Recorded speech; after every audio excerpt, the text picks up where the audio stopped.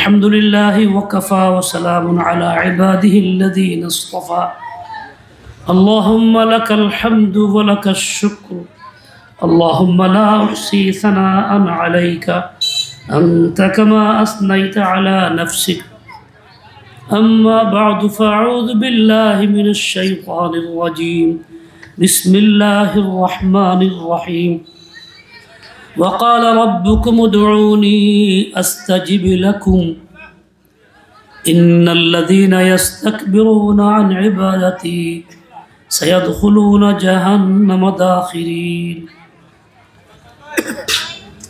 صدق الله آمنت بالله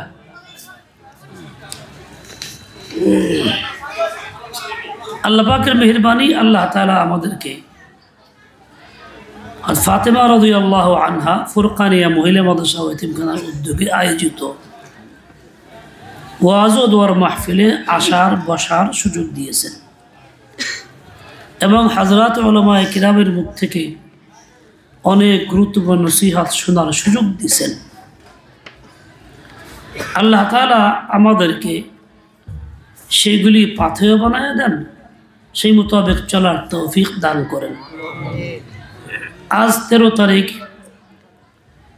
এখনো আছে ঈসাই সন হিসাবে। এখানে লেখা আছে ইং মানে ইংরেজি, আসলে এই সনটা ইংরেজি সন না, ঈসাই সন। ঈসা আলাইহিস সালাম আমাদের নবী, তার থেকেই এই সনের শুরু, জন্ম থেকে গণনা শুরু। আমরা খামাখাই এটাকে দিচ্ছি অন্যের হাতে তুলে, ইংলেই খায়। এটা একটা চক্রান্ত শত্রুদের। আমাকে ইং না লিখে কি লিখবো? ঈসাই লিখবো। বলেন তো কি লিখবো? বৃহস্পতিবার দিবাগত রাত, আজকে শাবান মাসের 14 তারিখের রাত, আগামীকাল দিন 14 তারিখের দিন। আগামী রাত হবে 15 তারিখের রাত, ওটাই হচ্ছে 14 তারিখ দিবাগত রাত, শাবানের 15 তারিখের রাত। ওই রাতটাকে আমরা শবে বরাত নামে চিনি, পরিচিত হয়েছে। এইভাবেই লেখালেখি হয় বাংলা বইপত্রের মধ্যে, সমাজের মধ্যে। বাস্তবে শবে বরাত নামটা কোরআনেও নাই, হাদিসে পাকের মধ্যেও নাই। কোরআন সুন্নাহ মোতাবেক এই নামটা না, এটা হলো আমাদের প্রচলিত। মূলত আসছে একটা গ্রুপ থেকে, যাদেরকে বলে শিয়া। বর্তমান বিশ্বের শিয়ারা সবাই কাফের, যে কোনো ফিরকার বা গ্রুপের হোক, তাদের থেকে এই নামটা আসছে শবে বরাত। এক সময় আরবে বলতো লাইলাতুল বারাত। লাইলাতুন মানে রাত, ফার্সি ভাষার সব, লাইলাতুন যা সব তাই। বারাত শব্দের অর্থ হলো মুক্তি দেওয়া, মুক্তি পাওয়া, মুক্ত করা। এই শব্দটা তারা উচ্চারণ করে একটা খারাপ কথা বোঝাইতো। খারাপ কথাটা কি? যে আমরা সাহাবায়ে কেরামের থেকে মুক্ত, তাদের কথা মানব না, অনুসরণ করব না। কিন্তু এই কথাটা বললে মুসলিম দেশে ইসলামী সরকার থাকা অবস্থায় টিকা যাবে না, মার খাওয়া লাগবে। তাই জনগণের সামনে কইতো না, আমরা তো ওইটা উদ্দেশ্য না। আমার উদ্দেশ্য হলো বরাত মানে মুক্ত, জাহান্নাম থেকে মুক্তির রাত। উপর দিয়ে কইতো এইটা, ভিতরে হইল এইটা। অনেক মানুষ আছে উপরে একটা ভিতরে একটা। এই ধরনের লোকদেরকে আমার কি বলি? জোরে কোন কি বলি? তো হেরা তো এই কাম অবশ্যই করে। হেরা কি মুনাফিক না পাক্কা মুসলমান? কি বলেন জোরে? কি আমাদের মধ্যেও কিছু লোক আছে এরকম, সে ওরা একলা না। এই ধরনের আচরণকারীকে মুনাফিক বলা হয়। ওরা বাস্তবেই মুনাফিক না, তার চেয়ে বড় জিন্দিক ছিল ওরা, জঘন্য। যাই হোক, ওরা সব কাফির গ্রুপের মধ্যে আছে, ওদের দেওয়া নামটা। আমরা এরকম নামটা প্রচলিত হয়েছে কারণে মুখ দিয়ে কই, বলা উচিত না। কিন্তু আমাদের উদ্দেশ্য থাকবে বরাত মানে বাংলায় ভাগ্য নয়, বরাত মানে মুক্তি। কিসের মুক্তি? আমি আল্লাহর কাছে কান্নাকাজি কইরা চোখের পানি ফালাইয়া গুনাহগুলি ছেড়ে দিয়া না করার জন্য পাক্কা ইরাদা কইরা জাহান্নাম থেকে মুক্ত হইতে চাই, নিজেকে মুক্ত করতে চাই।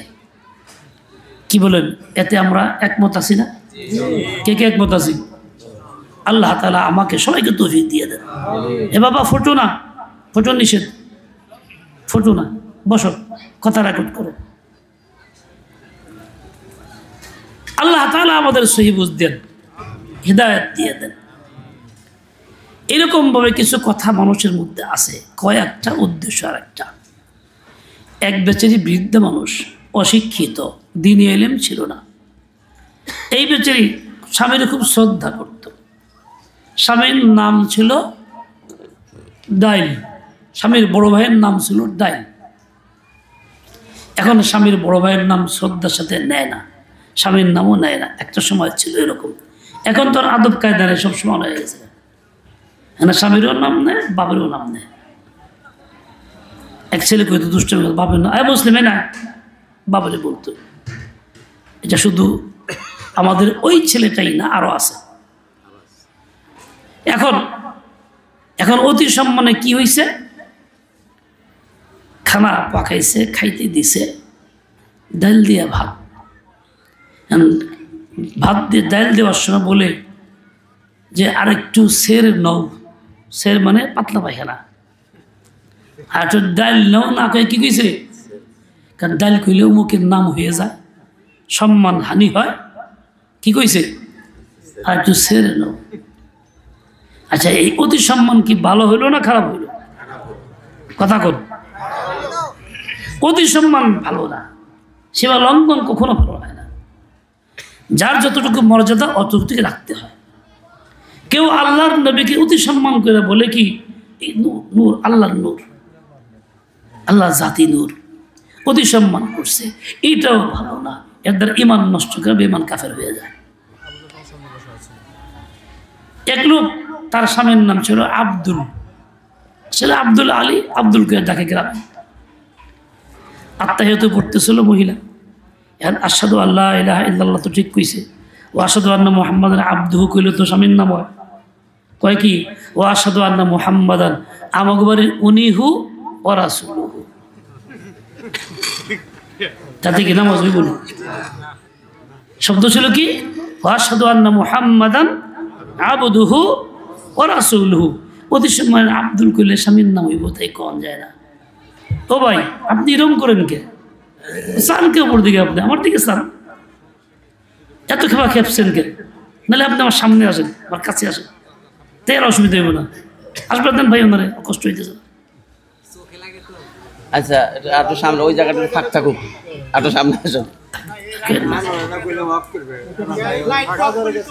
এই দেন একজনে ব্যক্তি লেগে গেছে, ইবলিস বড় চক্রান্ত বাস, কথার মাঝখানে ব্যক্তি লাগাই দিছে। ভাই, একজনের অসুবিধা হইতেই পারে, আমরা মাইনে নেই, চুপচাপ থাকি। এই মিয়া, তোমরা আগে বন্ধ করার ব্যবস্থা করো, মানুষের কষ্ট হয়, আর কেউ না বলি।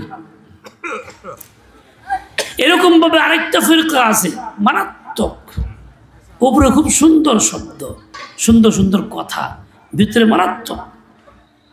এই গ্রুপটার নাম হইল কাদিয়ানী। ওরা বলে লা ইলাহা ইল্লাল্লাহ মুহাম্মাদুর রাসূলুল্লাহ, মুখ দিয়ে কয় এই কথা, জনগণে বোঝায় কালিমা তো কইছি। মানুষকে ঠিকই তো, ওরা তো আমাকে মতন কালিমাই কয়, অসুবিধা কি, মুসলমানই তো। কিন্তু অগল আমক বাড়ি উনিহুর মতো এই মুহাম্মদুর রাসূলুল্লাহ না, অগ গোলাম আহমদ, তার নাম রাখছে মুহাম্মদ। লা ইলাহা ইল্লাল্লাহ মুহাম্মদুর রাসূলুল্লাহ তো কয়, এই মুহাম্মদ কুর মুহাম্মদ, আমক বাড়ির উনিহু মুহাম্মদ, অগ ধারণায় যে আছে সেটা। এই জন্য কাদিয়ানীরা তো কাফির। ওরা আমাদের মুহাম্মদুর রাসূলুল্লাহকে, মুহাম্মদ ইবনে আব্দুল্লাহকে সর্বশেষ নবী, সর্বশ্রেষ্ঠ রসুল মানে না। আপনারা আমার ধোকায় পড়ে যান না। এই কথাই তো কয় সুন্দর, কালিমাটা ভালো, আমিও কথাই তো কয়, দিনের কথাই তো বলে, অসুবিধাটা কি? এরকমই একটা ফিরকা আছে, আসলে ভালোই ছিল, কিন্তু একটু ভুল করে এমন হওয়া হয়েছে, পচা পড়ছে, এখন মারামারি শুরু করছে। জানেন কেরা? সুন্দর সুন্দর কথা কয়, নামাজের দাওয়াত দেয়, রোজার দাওয়াত দেয়, কিন্তু ভিতরটা ভালো না। ওটা আপনারাই করবেন, কেন আমার দরকার নেই। যারা তাকবীর দিয়া কতল হত্যা করতে পারে, দোয়া মোনাজাত করে গিয়ে আক্রমণ করতে পারে, আল্লাহর নাম নিয়ে মদ খাওয়া হারাম, ইমান চলে যায়। আল্লাহর নাম নিয়ে কতল করলেও হারাম, ইমান চলে যায়। ইমানের দাওয়াত দিয়ে যদি এই অবস্থা হয়, তাহলে হক থাকে কেমনে? এরকম মত ফিতনা সমাজের মধ্যে আছে। আমরা এই সব ফিতনা থেকে মুক্ত অবস্থায় সহি দ্বীন চাই, সহি তরিকা চাই, আল্লাহ তাআলার খাঁটি বান্দাবান্দি হইতে চাই, নবী আকদাসের খাঁটি উম্মত হইতে চাই, নাকি? আল্লাহ তাআলা কি বলছেন? وقال ربكم ادعوني استجب لكم وقال ربكم, তোমাদের রব বলছেন। রবকে যদি বলেন রবকে যদি কইবেন না পারেন, তাহলে তো আর আপনার ইমান দিলে ঢুকবো না। আস্তে আস্তে কইলেও দুর্বলতা হয়, কি জানি ভিন্ন কিছু আছে নাকি। আবার ছোট সময় গল্প শুনছিলাম, আমার ছোট সময় দুষ্টমি করতো বাচ্চারা, অনেকেই গ্যাস ছাড়লে খুব গন্ধ হইতো, কয় কি গ্যাস ছাড়লে শয়তান একটা খোঁড়া ধরে, যদি ঠাস করে ছাড়ে তাহলে খোঁড়া ভেঙ্গে যায়, আর গন্ধ হয় না। আর যে আস্তে করে ছাড়ে খোঁড়া ধরে, সেই খোঁড়াটা নাকের সামনে এটা ধরে গন্ধ লাগে। পোলা আমার দুষ্ট করে কই তৈরি, তার মানে কি ঠাস করে কয়া লাগবো লা ইলাহা ইল্লাল্লাহ মুহাম্মাদুর রাসূলুল্লাহ, ঠাস করে কয়া লাগবে আমার রবকে ওটা মনে মনে করে তৈব না। আমার দিলে আছে কি তা বুঝাবে আমার আওয়াজের দ্বারা, আমার কথার দ্বারা। দিলে যদি না থাকে দুর্বল, তাহলে এরকম হইব। যদি সত্যি দিলে থাকে আল্লাহ, তো বলতে আমার অসুবিধা কি? ওয়াকাল রাব্বুকুম, তোমাদের রব বলছেন। রবকে আল্লাহ, রবকে রব অর্থ হলো লালন কর্তা, পালন কর্তা, যিনি আমাদেরকে সৃষ্টি করার পর থেকে আজ পর্যন্ত, হায়াত শেষ পর্যন্ত সকল প্রয়োজন পুরো করে পালতেছেন, তার নাম রব। তার নাম কি? আচ্ছা, এই গুণটা কি অন্য কারোর মধ্যে আছে? মা তো খুব মেহনত করে, তাই বিরা সকল প্রয়োজন পুরা করতে পারে, মা রব হইতে পারে। বাপ তো অনেক কিছু করে সকল প্রয়োজন পূর্ণ করতে পারে। তার রবকে একমাত্র আল্লাহ, তিনি বলতেছেন, যিনি আমাদেরকে সৃষ্টিও করছেন, আবার সকল প্রয়োজন পুরা করে শেষ পর্যন্ত পালতেছেন। যিনি পালেন তার মায়া কম হয় না বেশি হয়? এটা ছোট ছাগলের বাচ্চাকে পালছে, এটা জমা করতে চায় না, বেচতে চায় না, গাছের বেচলে হে কান্দা শুরু করে, ভাত খাওয়া বন্ধ করে। এত কি হইল? ছাগলের বাচ্চাই তো। এটা বিড়াল পালতেছে, এরকম মহব্বতই করে আজকাল বুরকালি মহিলারা পর্যন্ত বুরকার তরে বেড়াকে বাচ্চারা ঘুরতেছে। এটা ব্যাগের মধ্যে বিড়ালের বাচ্চারা মুখ বের করে ঘুরতেছে, মাথা সাহেব বাজায় ব্যাগ, ব্যাগের ভিতরে এক সাইডে বিড়ালের বাচ্চা। এতটাই মহাব্বত শুরু হয়েছে। ও আল্লাহর বান্দা, আল্লাহর বান্দি, তুই মখলুকের প্রতি এমন দিল লাগাইছো, তোমার আল্লাহ যে বলছেন এই মোহাব্বতটা মানুষকে করো, মানুষের বাচ্চাকে ভালো। আফসোস, মানুষের বাচ্চা ফেলে দিতে চাই, কোন দিকে থাকা দেখলে পেট বলবো। মানুষের বাচ্চা রাস্তায় ফেলাই দাও, কান্দে, কান্দে কান্দে মরে যায়, কুত্তা টানে, এটা মায়া লাগে না? বিড়ালের বাচ্চা মায়া লাগে। ও মা বোনরা, সতীনের সন্তান তোমার কাছে বিষ মনে হয়, হাত ভাঙ্গ, পাও ভাঙ্গ, ড্রামে সুবায়া মারো, বিড়ালের বাচ্চারা ঘুরো। তুমি কেমন মানুষ? কত নালায়েক তুমি, পুরা কপাইলা তুমি। বিড়ালের বাচ্চাকে আদর করতেছ, জান দিয়ে ফেলতেছ। তার চেয়ে জান দেওয়া দরকার ছিল কার? মানুষের সন্তানের জন্য, সতীনের সন্তানের জন্য। তাহলে তুমি নবীর তরিকায় থাকতে পারতা, তোমার ইমান কবুল হইতো, দোয়া কবুল হইতো। যে মহিলা নিজের সন্তানের চাইতে সতীনের সন্তানকে ভালোবাসতে না পারে, সে তো ইমানের মধ্যেই নাই, ইসলামের গণ্ডির ভিতরেই নেই, অনেক দূরে আছে। রবকে আল্লাহ, রব যদি আল্লাহ হয়, তোমার যিনি আহার দিবেন, তোমার সন্তানরা যে দিবেন, তোমার সতীনের সন্তানের আহার কে দিবেন? তিনি দিবেন। প্রয়োজন তিনি পুরা করবেন। তোর মুশকিল লাগে কে? দাতা তো আল্লাহ, তোমার তো তুমি খাওয়াইতেছ না, তোমার তো তুমি দিচ্ছ না। দিচ্ছেন কে? তোর কষ্ট লাগে। তুমি যখন এটা হিংসা করতেছো তাহলে বোঝা গেল তুমি আল্লাহকে রব মানতেছো না। রব মানলে তো এটা করতে পারতো না, যে আরে রব দিছে আমার কি অসুবিধা কি? বুঝাইতে পারলাম? যারা এরকম অপরের সন্তানের প্রতি বাড়িতে আসলে নিজের সন্তান খুব ভালো করে, একজন আসলে কেমন যেন লাগে, ভালো লাগে না, হ্যাঁ যা খেতে দে। আদরের জিনিস একসঙ্গে 2 বাচ্চা আছে, আমারটা একজনের পাশের বাড়ির বাচ্চা, আমার তো দিছি একটা জিনিস, হ্যাঁ দিবার চাই না, ছোট মতো দিয়ে বিদায় করে দিচ্ছি। আরে বাবা তুমি তারাই তুমি দাও, রসুলের তরিকা আমল করো, রসুলের সুন্নাহ জিন্দা করো। ওই বাচ্চা তোমার কি খেয়ে ফেলবে? ওই বাচ্চাকে তুমি মোহাব্বত করে জিনিস দাও, ও খাক, ও তোমার প্রতি শ্রদ্ধা রাখবে যে না এই লোকটা খুব ভালো। তুমি দিন করলে সে দিন গ্রহণ করবে, এই লোকটা খুব ভালো, চাচা আমার মোহাব্বত করছে। তুমি চলে গেলে চোখে পানি ছাড়বে, আর তুমি যখন তাকে না দিয়ে বিদায় করে দিবা, ভিন্ন নজরে দেখবা, তুমি মরে গেলে খুশি, সারা পরে হিংসুক আসলে মরছে, ভালো হয়েছে, বেঁচে গেছে, বলবে কিনা? তুমি নিজের কপাল নিজে হারাইলা, কি দরকার ছিল তোমার এই কাজটা করার? সুন্নতের উপরে আসো। وقال ربكم ادعوني استجب لكم। এই আল্লাহর বান্দারা শুনো, যাদেরকে আমি পালতেছি, খাওয়াইতেছি, পড়াইতেছি, কাফের হও, মুশরিক হও, বেঈমান হও, শিয়া হও, কাদিয়ানি হও, সবাইকে বলতেছি উদউনি, সব মত বাদ দিয়ে আমি আল্লাহরে ডাকো, লালন পরি করি আমি, দেই আমি, প্রয়োজন পুরা করি আমি। এই মিয়া ফটো করতেছো? হ্যাঁ তামসা করো না, এসে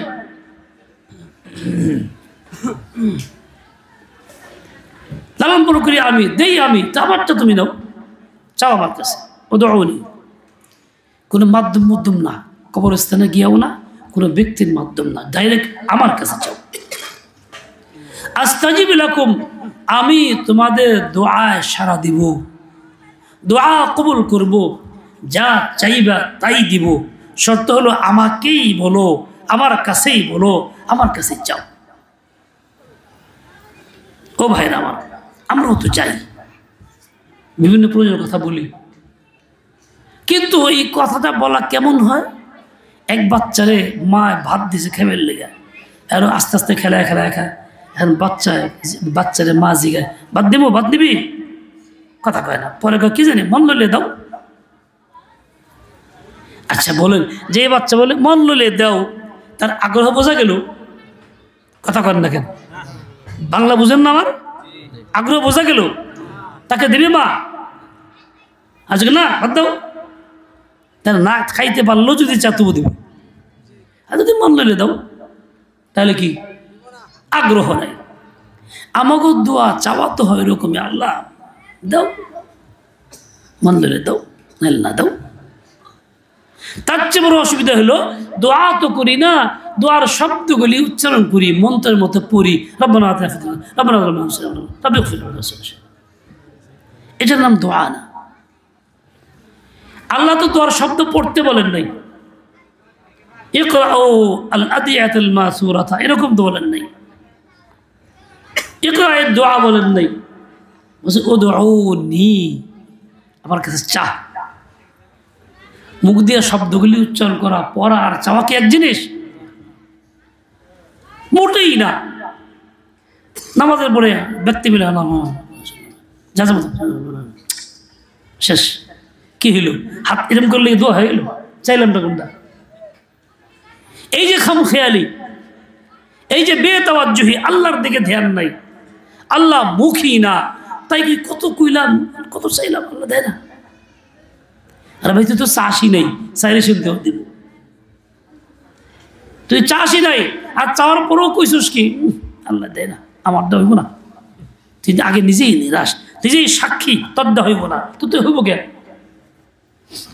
তুই নিজেই সাক্ষী দিলি, তুই সাক্ষী এটা দে, আল্লাহ কাছে চাইছি, অবশ্যই আল্লাহ আমার দিব, তাই সে আল্লাহ তোরা দিব।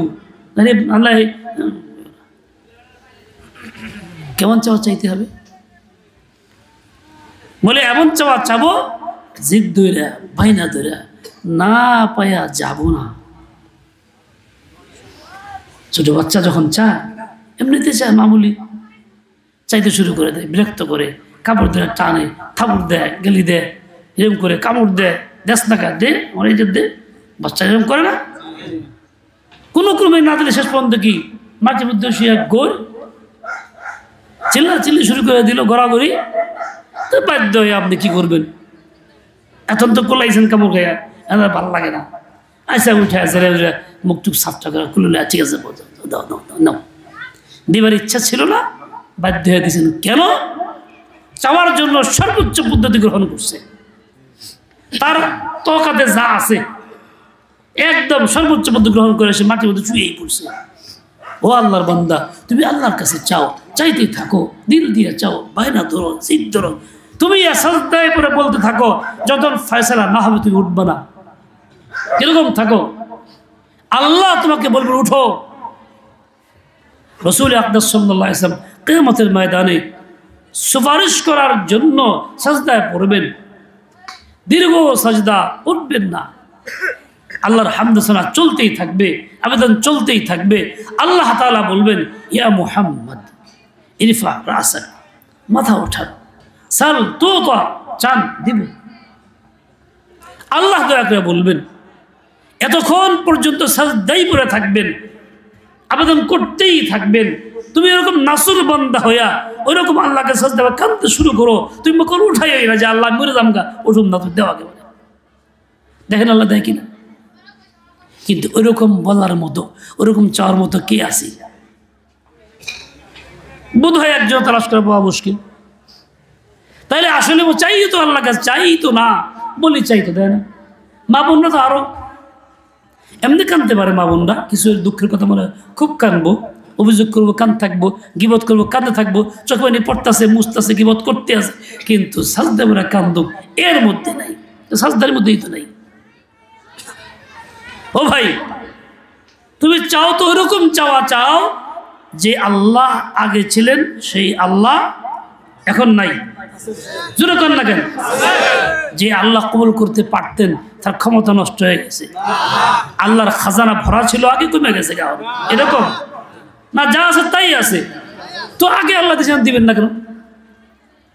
ইমাম আহমদ বিন হাম্বল রাহমাতুল্লাহ আলাইহি, হযরত শেখ রাহমাতুল্লাহ আলাইহি কাছে হযরত কাছে শুনছি একাধিকবার, দ্বীনের জন্য কিরম করছেন, অটল মজবুত কেমন ছিলেন। খেলাফতের মাসলাতে দয়া নিয়েছে, শাসকরা জেলখানা দিয়েছে, শাস্তি দিয়েছে, মার শুরু করছে, মারতে মারতে কাপড়টা খুলে পড়ে গেছে, গায়ে তো কাপড় নাই, খুলে পড়ে গেছে। আহমদ রহমতুল্লাহ আলাইহি ঠোঁট নাড়াইতেছে, মুহূর্তের মধ্যে কাপড় একাই উঠে কোমরে লেগে গেছে। মনে জিজ্ঞাসা করে, আপনি কি বললেন? বিড়বিড়ে কি বললেন? বললাম যে আল্লাহ, আমি হকের উপর থাকি, তুমি আমার মালিক, আজ তুমি আমার বেইজ্জতি করো না, এই জালেমদের সামনে লজ্জা দিও না। মুখলাসা এরকম সাথে সাথে কাপড় উঠাই দিয়েছেন। উঠাইছেন কে? তার তো ওঠার ক্ষমতা, দুই হাত তো বান্ধাই, শাস্তি তো চলছেই। ওইরকম মুহূর্তে কিরকম দিল দিয়া চাইছেন, ওইরকম দিল দিয়া তুমি চাও, তোমারটা এখন ওইরকমই হবে। যে আল্লাহ তখন পারছেন, এখন পারেন না। আল্লাহ চাওয়াটা কোথায়? ইমাম শাফি রহমতুল্লাহ আলাইহি চিঠি পাঠাইছেন ইমাম আহমদ বিন হাম্বলের কাছে, চিঠি পাঠাইছেন। চিঠি কি? এক খাদেম দিয়ে পাঠাইছে, এই চিঠিটা নিয়ে আহমদকে দিয়ে আসো, শর্ত একটা, খুলবা না, দেখতে পারবা না। তো খাদেম ইমাম সাহেবের কথা অনুযায়ী চিঠি নিয়ে গেছে, চিঠি দিয়ে সামনে দিছে, বল তুমি খুলছ না। উনি পড়ছেন, পড়া কান্দা শুরু করলেন। খাদেম জিজ্ঞেস করে, হযরত কি এবার কান্দেন কেন? বলে ইমাম শাফি রহমতুল্লাহ লিখছেন, আল্লাহর নবী সাল্লাল্লাহু আলাইহি ওয়াসাল্লাম ওনাকে বলছেন, আহমদকে সুসংবাদ দাও, একটা পরীক্ষা আসবে, সেজন্য মজবুত থাকে, আল্লাহ তাকে কামিয়াব করবেন। এই কথা লিখছে, পরীক্ষা আসবে, বিপদ আসবে, সেজন্য অটল থাকে, আল্লাহ তাকে কি করবেন? কামিয়াব করবেন। কান্না শুরু করছে যে আল্লাহ নবী সুসংবাদ দিয়েছেন। এখন খাদেম বলে, হযরত এই সুসংবাদটা আমি তো আপনার কাছে দিলাম, তাহলে সুসংবাদ যে দেয় তার তো পুরস্কার দেওয়া দরকার, আমার কিছু পুরস্কার দেন, এনাম দেন। হযরতের কাছে দুইটা কাপড় ছিল, রুমালের মতো, চাদরের মতো, একটা দিয়ে বলে যাও, এটা তোমার দিয়ে দিলাম। ওই চাদরটা নিয়ে গেছে, ইমাম সাহেব বলছেন কি খবর, চিঠি পৌঁছাইছো? জি পৌঁছাইছি।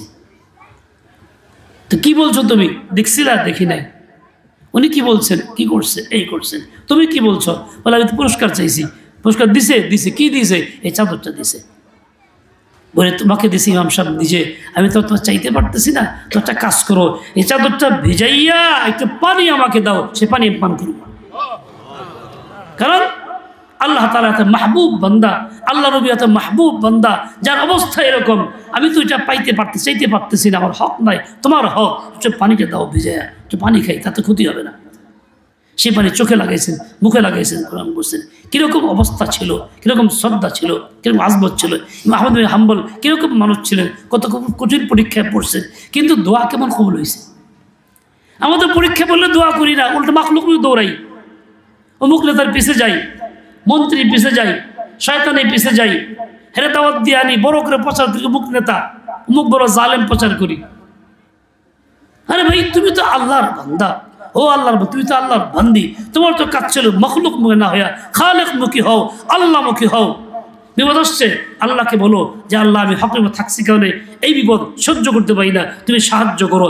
আহমদ রহমতুল্লাহ আলাইহির সময় যে আল্লাহ ছিলেন, এখনো তিনিই আছেন, এখনো কি সাহায্য করে ভুলে গেছেন আল্লাহ? না ভুলে গেছেন? আমি তো থাকতেছি না, অটল চাইতেই রাজি না, আমাকে অবস্থা এরকম হয়েছে, আপনারা কষ্ট পাইতেছেন? মশায় বিচার দিছে সুলেমানের কাছে, হে সুলেমান আলাইহিস সালাম, মশুর কথা আর কি, কয় যে বাতাস এত জোরে বলে যায়, আমরা চিকতে পারি না, বাতাসের আস্তে চলতে কম, দয়া করে তো চিকতে পারতেছি না। তো বাতাসে ডাকছে, বাতাসটা আসছে পরে মশা সব গায়েব। হাসলেন যে এই মশা বিচার করুন কেমনে, তোরা বাদী বিবাদী আসার আগে তোর চলে গেল, তো বিচার করুন কেমনে? আমাকে অবস্থা এরকম, দাবি করি মশার মতন, কিন্তু বাতাস দেখলে পালাই। তুমি আল্লাহর বান্দা যদি হয়ে থাকো, বাতাস আসবেই। নাগাবরা বাদে মুখালিফ সে এই উকাব, একটা পাখি আছে যার নাম উকাব। এই পাখিটা এমনি চলে না, চলতে থাকে, বিপরীত দিকে বাতাস আসলে পরে নিচে নামে না, উল্টা সোজা উপর দিকে ওঠে, বাতাসের ওই স্তর শেষ করলে আর উপর দিয়ে চলে যায়। সে বিপদের মুহূর্তে নিচে নামে না, পিছু পা হয় না, সে আরো উল্টা বাতাসের উপর দিয়ে চলে যায়। ও আল্লাহর বান্দা, আল্লাহর বান্দি, মনে রেখো দুনিয়ার পরীক্ষা আসতে পারে, হকরে থাকলে আসবে, সেখানে তুমি কি করবা? ওই ওকাব থেকে সবক নাও, এর মুখে উপর দিয়ে যাও, তাও নিচে নেব না, পিছু পা হয়ে যাও না। তুমি পাইতেছো না, চাইতেছো, পাইতেছো না মনে করতেছো, তুমি পিছু টান দিও না যে চাইলাম তো হয় না, না চাইতেই থাকো, চাইতেই থাকো। কেন দিবেন না আল্লাহ তাআলা? আল্লাহ দেওয়ার জন্যই তো করছেন। আসমান জমিনের সব সম্পদ রাইখা আল্লাহর কোনো ফায়দা আছে? আল্লাহ কি ব্যবসা করবো, কোথাও পাঠাইবো? আল্লাহ তাআলার এক বান্দা 40 বছর হজ করে, এক মাওয়াজে দেখছে 60 বছর এক বান্দার কথা, প্রতি বছর লাব্বাইক আল্লাহ লাব্বাইক বলে, আর ওই সময় আওয়াজ পায়, আল্লাহ তাআলা আওয়াজ দেন, লা লাব্বাইক ইয়া আব্দি, বান্দা তোরটা কবুল না। কিন্তু উনি পিছু পাহান না, চলতেছে, প্রতি বছর আসে, প্রতি বছর হজ করে, লাব্বাইক বলতেই থাকে, আল্লাহ কবুল করেন না। একবার ওই খাদেম যুবক বলে, হুজুর আপনি কি করেন? বলে কি হয়েছে? বলে শোনেন না, কি হয়েছে, কি শুনছো? বলে আল্লাহ যে কয় লা লাব্বাইক, তুমি শুনছো নাকি? বলে হ। আরে মিয়া তুমি আজকে মাত্র শুনলা, আমি 60 বছর ধরে শুনতেছি আল্লাহ এই কথাই বলে, আমি একবার নিরাশ হইলাম না, দরবার ছাড়লাম না। কেন? আমার তো মালিক একজন, দ্বিতীয় কেউ নাই, কোথায় যাব আমি? আল্লাহর তো বান্দা লক্ষ কোটি আছে আমার মতো, আমাকে না দিলে আল্লাহ কি হবে? আরেকটা দিব? আমাকে মাফ না করলে আল্লাহ কি হবে? আরেকজন করব, আমি যাব কোথায়? কাজেই যতই আল্লাহ না করুক, আমি ছাড়তে রাজি না, ছাড়বো না, আজই তো আছি। এই ইস্তেকামত সাথে সাথে আল্লাহ কথা আসছে, লাব্বাইক ইয়া আব্দি, বান্দা যা তোর সব, এই বেদনা খালি পিছের ব্যক্তি শুদ্ধই কবুল করলাম, যা। বোঝা গেল আল্লাহ কখনো দেরি দেন। বান্দাকে পরীক্ষা করেন, দেখি বান্দা কিরম ধৈর্য আছে, কিরম চাওয়া চায়, আমার প্রতি আস্থা রাখে না অন্যদিকে মন্থন ঝুঁকায়। এই সময় আল্লাহ তার পরীক্ষা করেন, ওই ক্ষেত্রে পরীক্ষা পাশ করা দরকার, ফেল করা না, লাইগা থাকা না। দিবেন না? অবশ্যই দিবেন। আল্লাহ কেন দিবেন না? না দিলেও তো আমি ছাড়বো না, চাইতে থাকবোই, চাইতে থাকবো। ও ভাই, নাকি অল্পতেই বিগড়ে যামুগা, বিগড়ে যামুগা? তাহলে আল্লাহ বান্দা কেমনে হইল? দেখেন আল্লাহ তাআলা শান। আল্লাহ ওয়াকালা রাব্বুকুম উদউনি, তোমাদের রব বলতেছেন, হুকুম দিলেন, চাও আমার কাছে, চাও। কেমন চাওয়া চাইবা? কেমন চাওয়া চাইবা?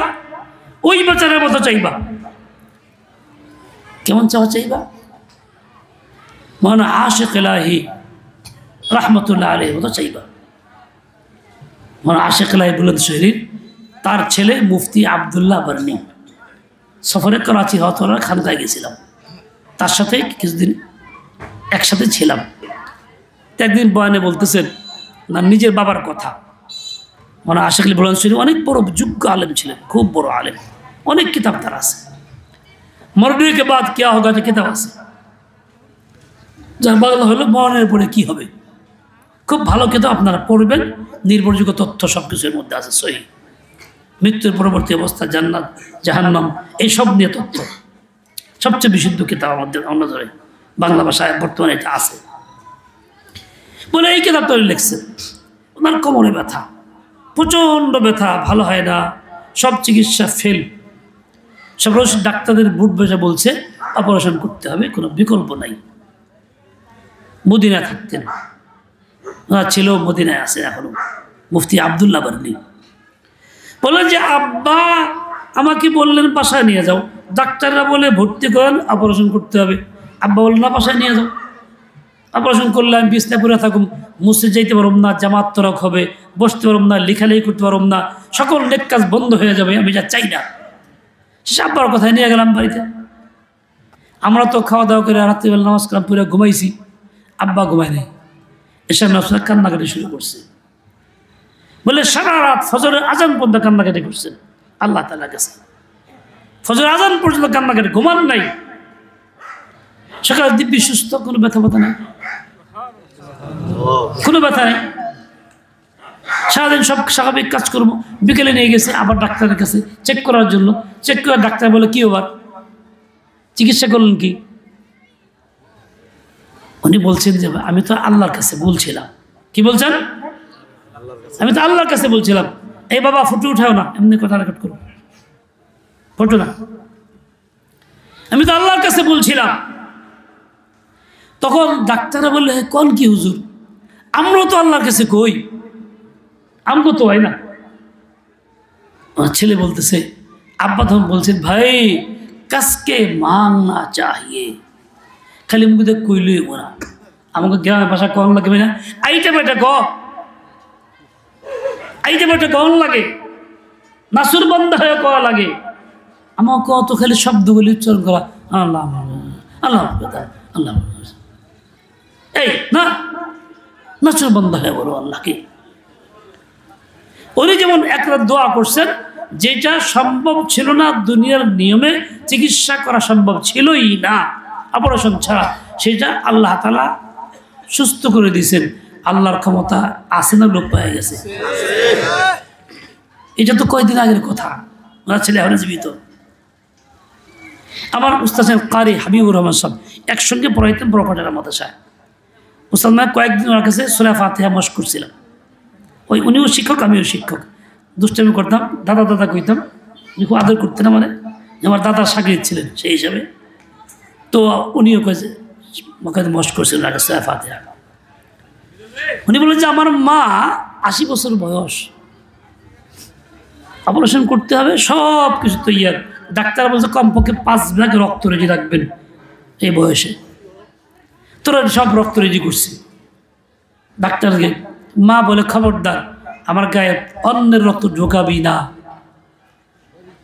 ডাক্তার বলে রক্ত রাখতে হবে, বাইরে সান্ত্বনা দিস, ঠিক আছে। তো মা খুব কান্নাকাটি করছে আল্লাহর কাছে। আগে জানতাম না, অপারেশন করছে জানিস, ডাক্তার বলছে হ্যাঁ হ্যাঁ হ্যাঁ ঠিক আছে। 2.5 ঘন্টা সময় সব কাজ করছে, তাতে প্রচুর রক্তক্ষরণ হয়েছে, প্রচুর রক্ত ঝরছে, শেষ হয় না, রক্ত বন্ধ হয় না।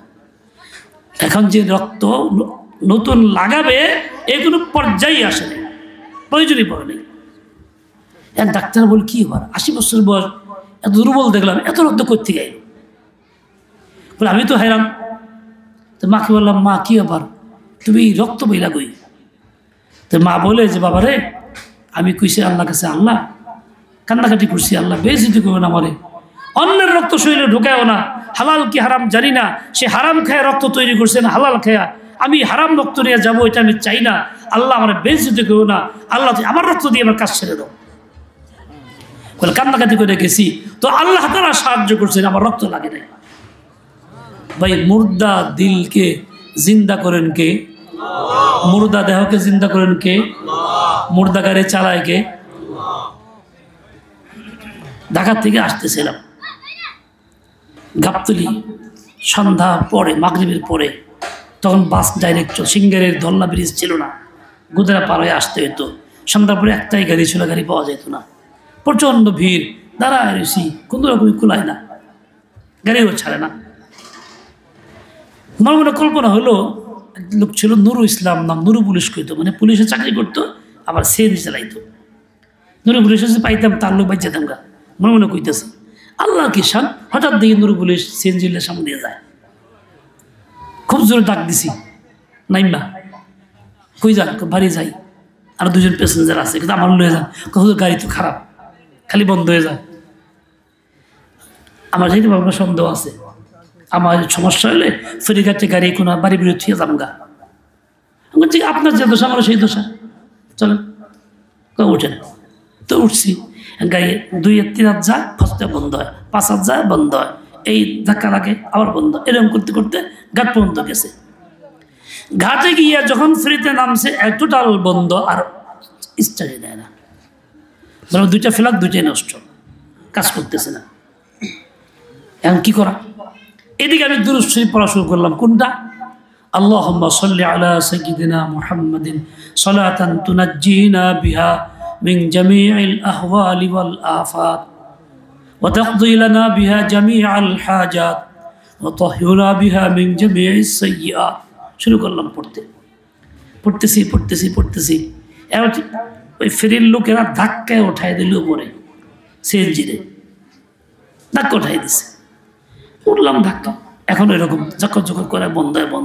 আমাদের সে পড়তে আসি। আল্লাহর কি শান, চালু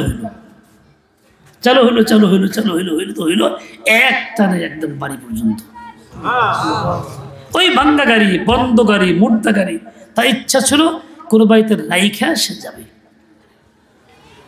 এরপরে বললাম পরের দিন সকালে আইসা আমরা মানিকগঞ্জ শহরে নিয়ে যাবেন। আবার আইসা মানিকগঞ্জ নিয়ে গেছে, গাড়ি বন্ধ হয় না। মানিকগঞ্জ থেকে বাড়িতে পৌঁছাইছে, বন্ধ হয় নাই। এরপরে সে আবার ঢাকায় গেছে, বন্ধ হয় নাই।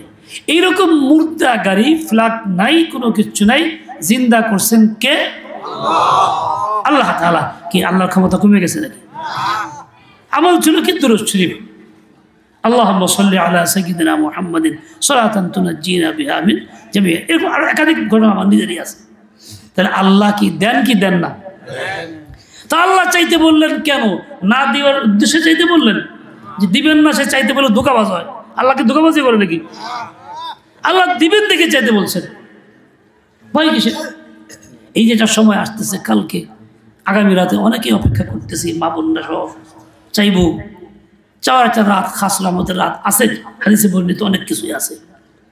কিরকম চাওয়া চাইবো? ওই রকমই খালি রব্বানা এরকম না, এরকম চাওয়া চাইবো যে না, নাসুর বান্দা, আমি না পাই আর যাবো না, আমি নিয়েই যাব।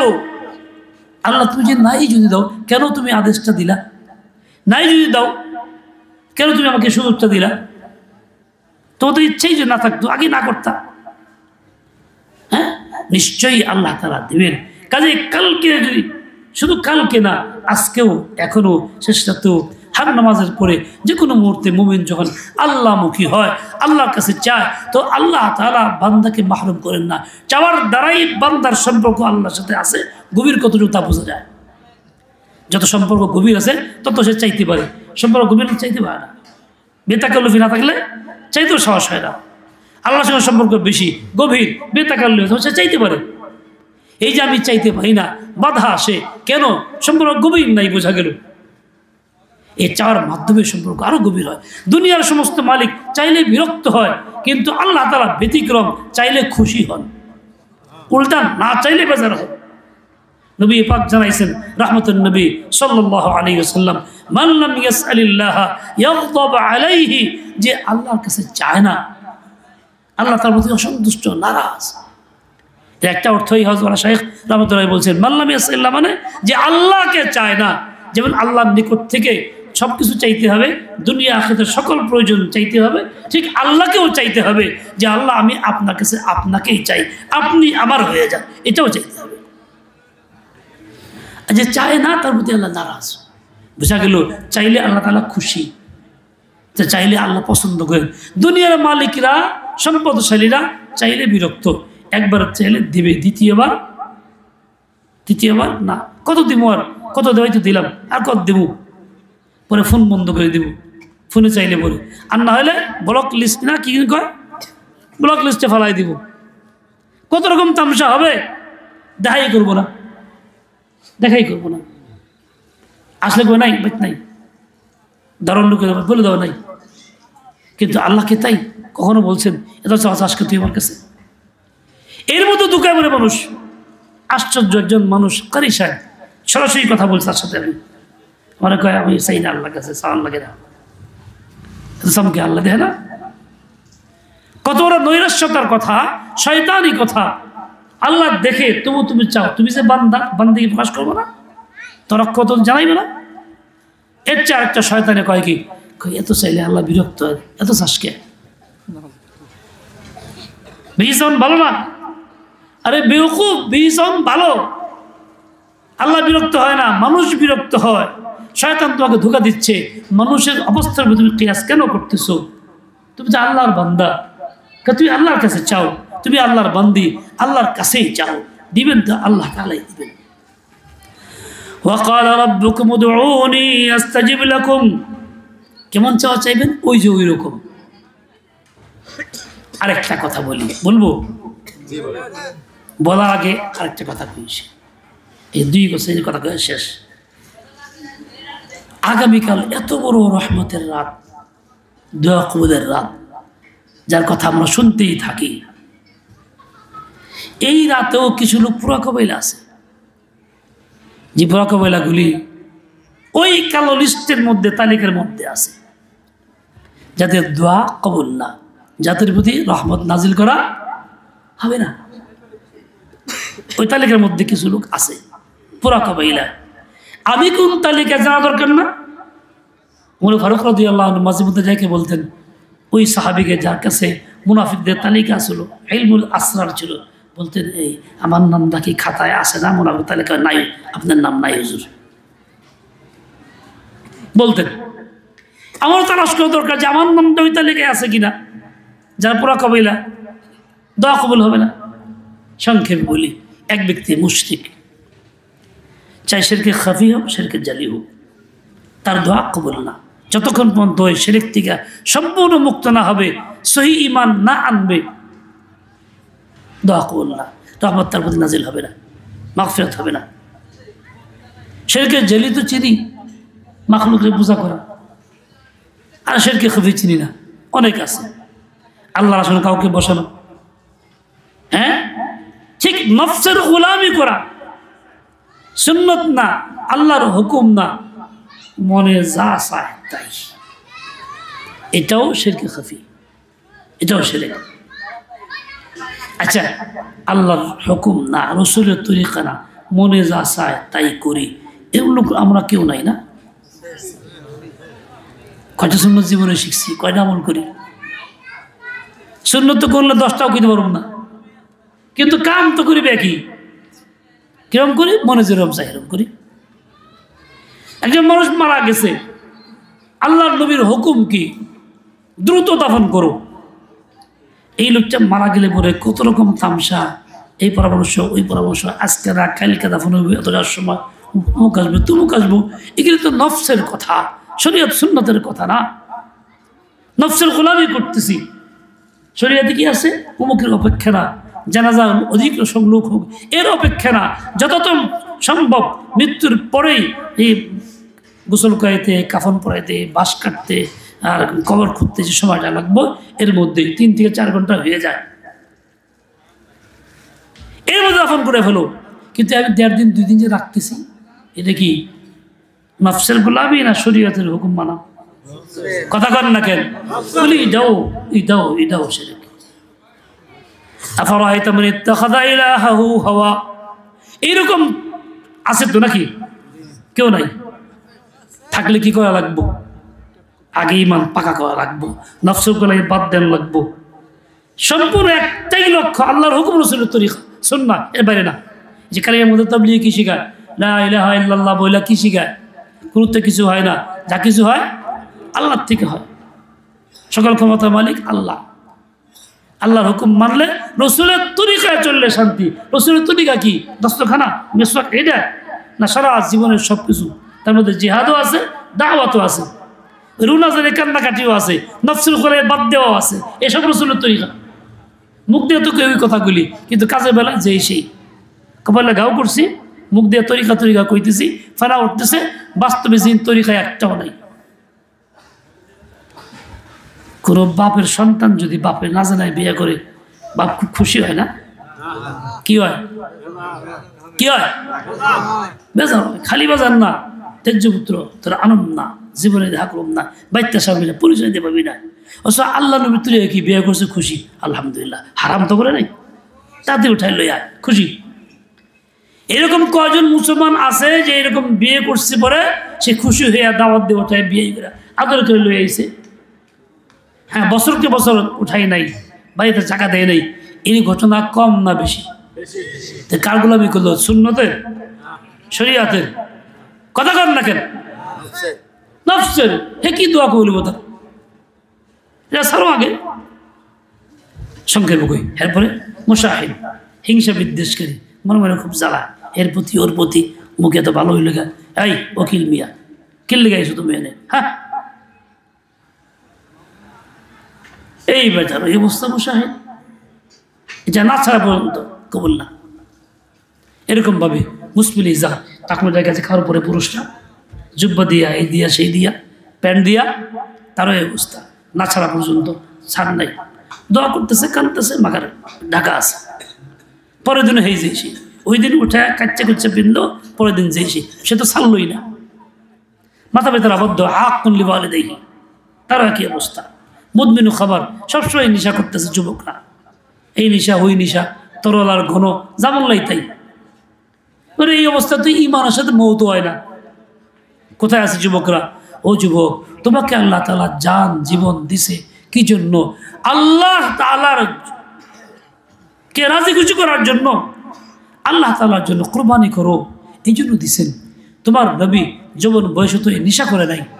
তোমার নবী রাত্রে নামাজ পড়ছে, কান্নাকাটি করছে, তাহাজ্জুদ পড়ছে, আল্লাহ শুকর আদায় করছে।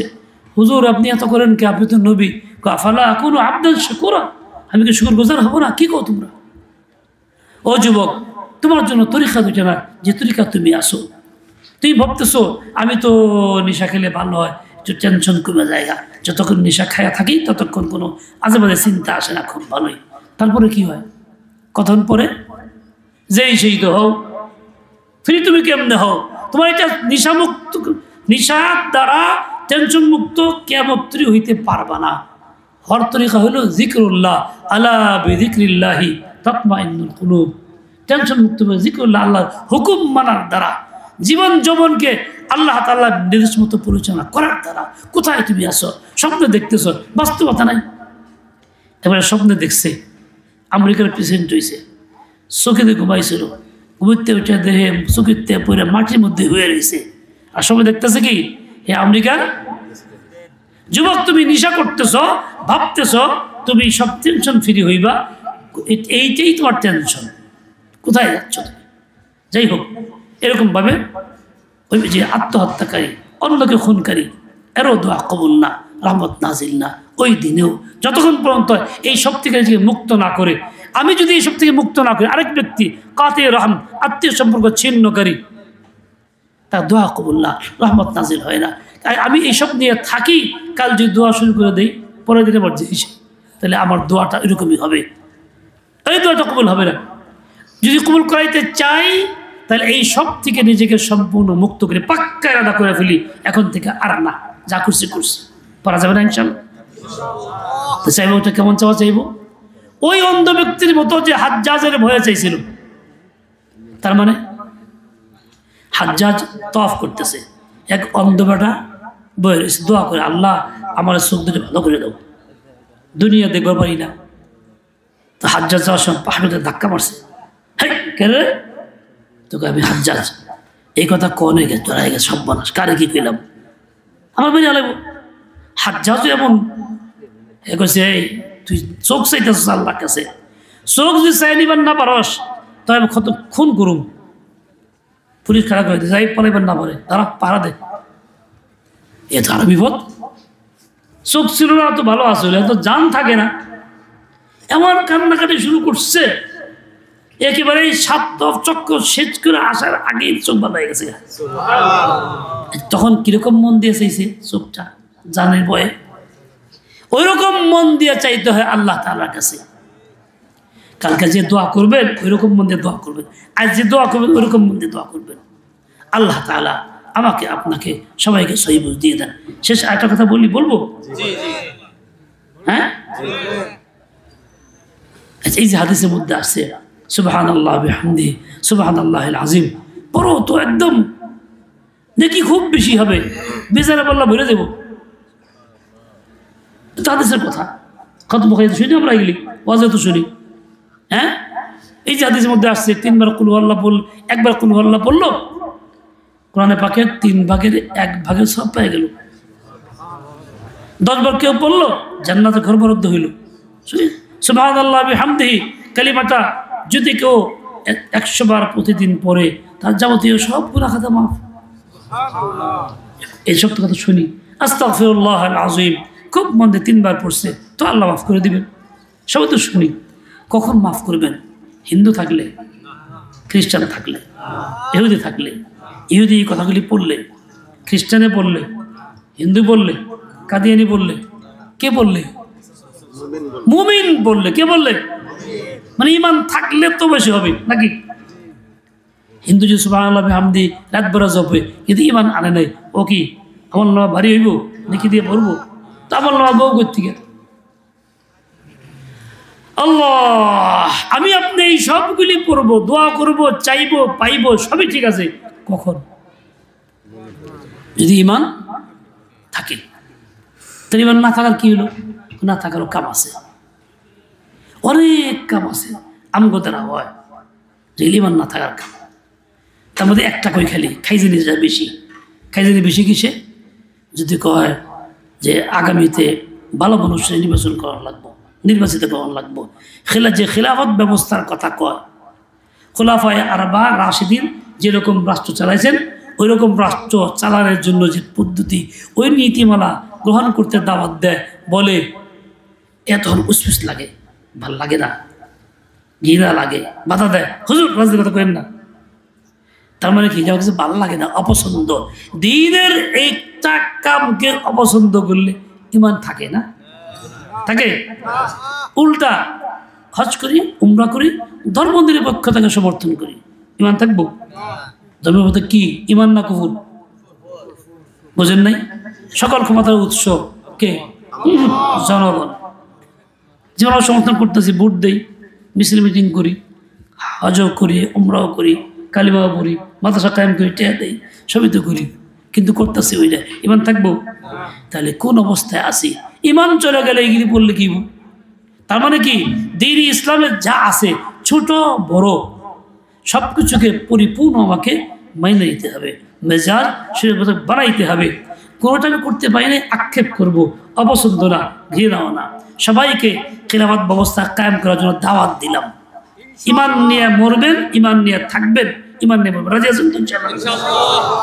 আল্লাহ তাআলা সুবহানাকাল্লাহুম্মা ওয়া বিহামদিকা, আসসালামু আলাইকুম। তারপরে